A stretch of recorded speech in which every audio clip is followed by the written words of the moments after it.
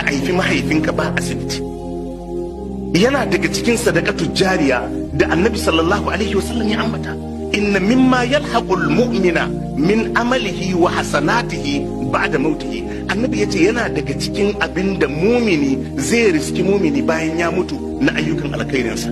Ilman allamahu wa nashara, ilimin da ya koyar ya yada, aw waladan salihan taraka, ko ya mutu ya bar wani dan salihi, aw mushafan warrasa, ko ya gadar da alqur'anai waɗanda ake karantawa a bayansa, aw masjidan bana, ko ya gina masallaci, aw baitan libni sabil bana, ko ya gina gidan saukan baki.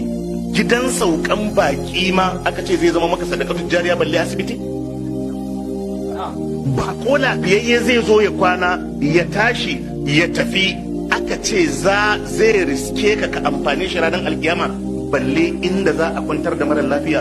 Za ka samu mutum yana da biliyoyin dukiya amma garin da aka haifi mahaifiyarsa babu asibitin da za a sha magani.